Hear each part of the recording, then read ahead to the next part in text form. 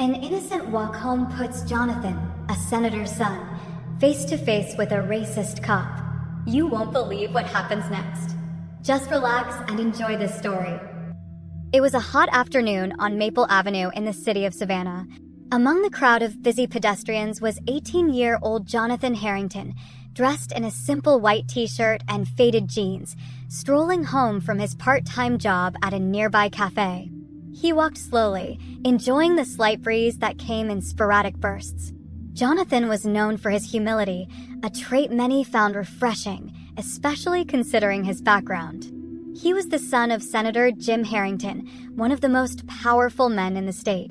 But despite his father's prominence, Jonathan never flaunted his family's wealth or influence. He preferred a quiet life, away from the spotlight. As Jonathan got near the quieter part of Maple Avenue, something unexpected happened. A patrol car pulled up beside him. Inside was Officer William Parker, a cop with over 15 years on the force. Parker had a reputation. He was known for racism and bullying. He had a tendency to see people through a narrow, often prejudiced lens, especially those who didn't fit his idea of what belonged in certain neighborhoods. "Hey, you! Stop!" Parker barked as he swung open his car door and stepped out, his boots thudding against the pavement. Jonathan, caught off guard, turned to face the officer. He responded, "Yes, officer," his voice calm and respectful. "Is there a problem?" But Parker had already made up his mind. To him, Jonathan didn't belong on the street, and that was reason enough to be suspicious. "What are you doing here, kid?" Parker demanded with narrowing eyes. Jonathan got confused by the officer's hostile tone.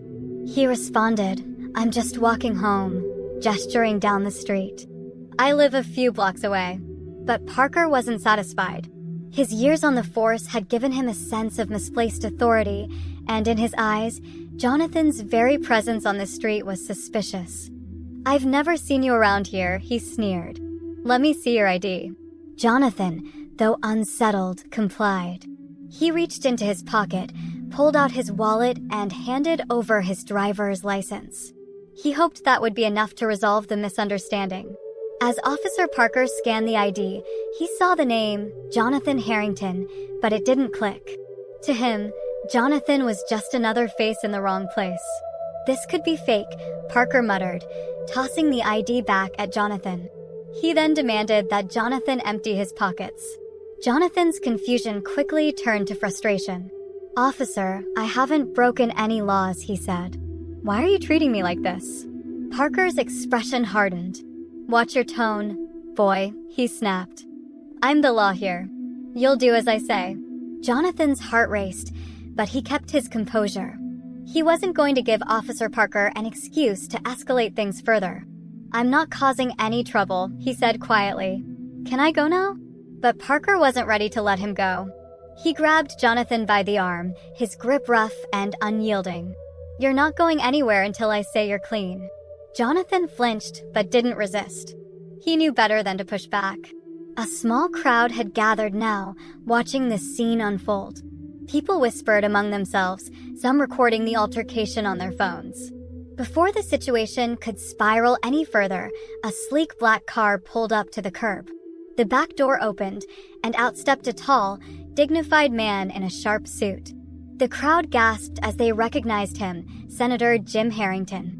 Senator Harrington called out, "Officer, I believe you have my son right there." Officer Parker froze, his grip on Jonathan loosening as the realization hit him like a ton of bricks. He glanced between Jonathan and the senator, his mind struggling to process what he had done. Jonathan's pulse slowed slightly, the relief of his father's presence washing over him. The crowd murmured, recognizing that this was far from an ordinary confrontation. The street had fallen silent, as if the heat of the day had somehow paused to witness the unfolding drama. Senator Jim Harrington stood tall, facing Officer Parker with a stern yet controlled expression. The officer, who moments ago had seemed so confident, now looked unsure, his authority evaporating under the senator's unwavering gaze. "Senator Harrington." I didn't realize," Officer Parker began, his voice faltering as he stepped back from Jonathan. Senator Harrington's eyes narrowed. Didn't realize what, officer? That the young man you've been harassing is my son? Or did you simply not care? Parker shifted uncomfortably, his pride clashing with the weight of the senator's words. He struggled to find an excuse, his earlier arrogance rapidly dissolving. I was just doing my job, sir, he muttered. Jonathan stood beside his father, quiet but visibly frustrated. He had done nothing wrong, yet he'd been treated like a criminal simply because of who he was and where he happened to be walking. It was a scenario he knew all too well. It didn't matter that his father was one of the most powerful men in the state. To Officer Parker, Jonathan was just another target for suspicion. Senator Harrington's expression hardened. Doing your job? Tell me, officer, what exactly about my son looks suspicious to you? Was it what he was doing, or was it simply because of how he looks? The officer swallowed hard, his gaze darting to the growing crowd of onlookers. Phones were still recording, and the tension was palpable. With all due respect, Senator, I've been a cop for 15 years, Parker said, his voice defensive. I know when something looks out of place. I was just being cautious. Cautious or careless? Senator Harrington shot back. The crowd's murmurs grew louder as people whispered among themselves. This wasn't just about one young man anymore. This was about the very fabric of justice and fairness. Officer Parker could feel the weight of their eyes on him, his career teetering on the brink. Senator Harrington let out a heavy sigh. Officer, I respect the work you do. But that doesn't give you the right to abuse your authority, especially based on prejudice. You didn't know who my son was, and frankly, that shouldn't matter. He should have been treated with the same respect you'd give anyone else. Parker's face flushed with embarrassment. Before he could respond, another patrol car pulled up and outstepped Officer Davis, a younger cop with a more measured approach to the job. He had heard about the situation over the radio and came to intervene. Everything okay here? Officer Davis asked, his eyes scanning the tense scene. Senator Harrington nodded slightly. I believe we're wrapping things up, he said. But I want to make sure this kind of thing doesn't happen again. Officer Davis glanced at Parker, understanding the gravity of the situation. Of course, Senator, he replied respectfully. William, maybe it's time you head back to the station. I'll take it from here. Parker, defeated, nodded stiffly. Yeah, okay, he responded, his shoulders slumping. Without another word, he turned and walked away, his once proud posture reduced to a mere shadow of its former self. The crowd began to disperse, the whispers lingering in the air like the aftermath of a storm. Senator Harrington watched the officer retreat, shaking his head. He turned to Jonathan, placing a hand on his shoulder. Are you okay, son? Jonathan nodded, but there was a sadness in his eyes. I'm fine, Dad. It's just that this keeps happening and I don't get it. His father sighed and responded, I wish I could protect you from this, Jonathan. But sometimes, even I can't. Jonathan looked down, kicking at the pavement. It's not fair, he whispered. Why do people have to act like this? The senator nodded in agreement, his eyes filled with the same sadness. People like Officer Parker will face consequences, son. They can't keep treating people like that. It'll catch up to them. Jonathan glanced down the street where the officer had disappeared, wondering if his father was right. Would justice be served? Or would this be just another incident swept under the rug? As Senator Harrington's car pulled up, Jonathan couldn't shake the feeling that this was far from over. The next few days were tense for Officer William Parker. Word of the incident with Senator Harrington's son had spread quickly. The video clips taken by bystanders were all over social media, and local news stations picked up the story. It wasn't long before the police department received calls for an internal investigation. At home, William sat in front of his TV, flipping through the news channels.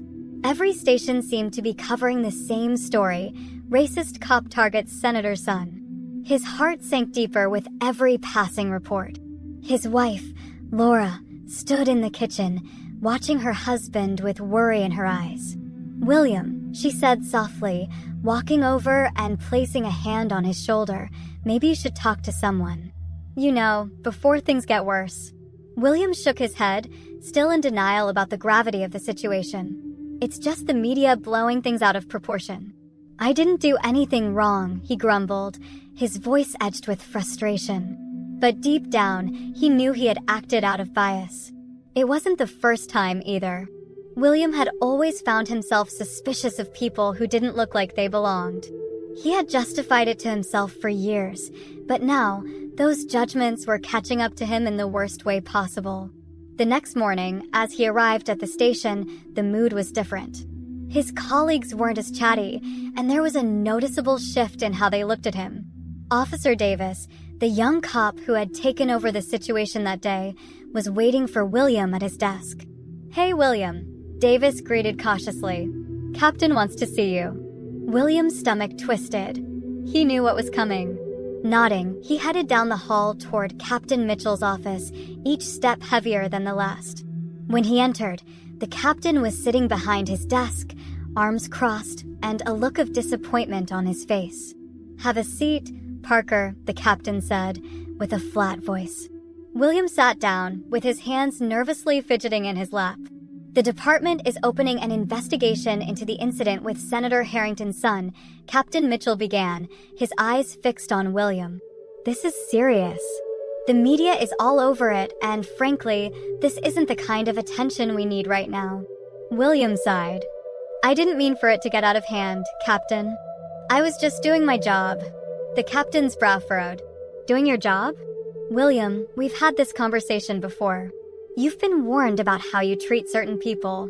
This time, you crossed a line and there are consequences.